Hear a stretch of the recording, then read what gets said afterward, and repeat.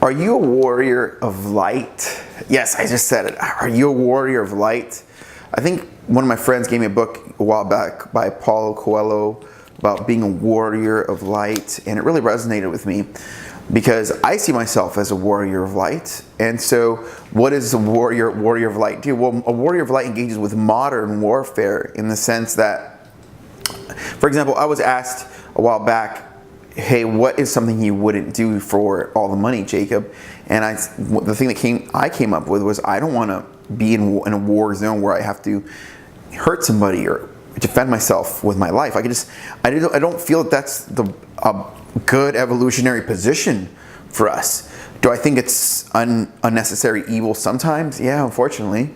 And so as a warrior of light, I see myself as somebody that is creating videos like this to educate, to propel people to be more creative, to create more realities. Where if you ask me, well, what is one of the main reasons people fight? In all honesty, I believe that a lot of our fighting is centered around sex and feeling people are our property, in the sense that about property, like you could say it's people or land. Really, like, that's generally why people fight. In other words, let's just say you took out sex out of an equation. Like, let's just say you were someone that was not interested in having sex with anyone. And let's just say you were not interested in owning anything. Well, then what would you fight for, right? Like, you could say, well, money. Okay, well, what would you do with the money? You would have food, so would you fight for food? Like, maybe. Yeah, I'm just saying, like, really, I think sex and land are the things that people fight for the most. But by the way, my name is Jacob Adams. I'm the creator of EvolutionTrain.net. I'm a coach for fitness and leadership.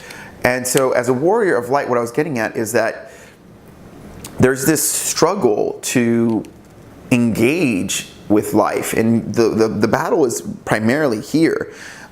In reading Dan Graziosi's book, Millionaire Habits, he goes into cutting out the news. And it's funny how difficult it is to really truly avoid the news. Like, it's like, oh, it's on Facebook, you know, and then you'll be sucked into an idea. Oh, like, okay, George Michael died, and then was that Illuminati inspired? Was that, you get what I mean? Like, because Carrie Fisher, like, it's just like you wonder, like, you get sucked into rabbit holes. And so the modern warfare is the mind, is people want to take your peace internally. So that's a big revelation for me, that modern warfare is fought a lot of times in the mind, and your attention and what you give attention to becomes so imperative that you really own what exactly are you putting these eyes on, and what's going on in this mind of yours. Like, that is where the modern warfare takes place. So that's been some of my biggest struggles there, and my biggest successes have been understanding it, saying it, making a video like this to claim it. And you could say this is a big move forward to state, you know, that we're against putting our attention on things that are not going to fuel us, energize us, give us the confidence that we need to propel forward and provide for our family. And anything that's going to drain us and make us think negatively and fight for things that are not worth fighting for physically, to hurt others and to bring light into the world, okay? And so keep that in mind. Like, in the past, it was more about guns and fighting and war zones and who's going to go to war. And, you know, my grandpa served in World War II, and it's funny that I'm really this yogi now that is looking to really find peace within himself, peace in my life, and not create this chaos that I saw sometimes growing up, sometimes in the world, and really establish peace within my mind. My mom told me for Christmas, she goes, you know, Jacob, all you can do is create the peace in your mind, in your heart, in your body. That's your world. The rest of the world is not yours. That's what my mom said. She goes, focus mainly on what's going on in your being. The world is not yours to feel, as much as you can bring yourself to the world and engage, but at the same time understand there are going to be problems, and you have to have peace within yourself first. Okay, so keep that in mind, and that's a very good position to move forward as a warrior of light, as a yogi, to first and foremost be master of yourself. And that's why I'm creating this concept called common sense self-mastery. Okay, and so it's very common to get sucked into the media. It's very common to get sucked into political debates. It's very common to interact with haters or critics, etc. It's very common. So keep in mind, keep an eye on that of yourself, okay?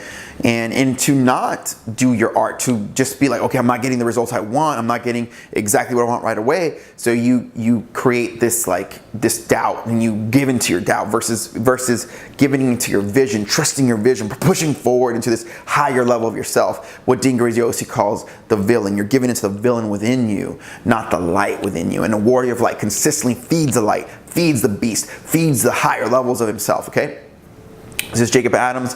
I'd love to hear from you. I'd love to hear some comments, some engagement, some of your successes with your villain, with the darkness in you, how you propel light. I'd love to hear whether your position is on maybe war or the modern warfare, what's sucking you in, what media is sucking you in. Thank you for your attention. I love you. And you can go to www.evolutiontraining.net, get a free download right now, and to maximize your 2017. This is Jacob Adams.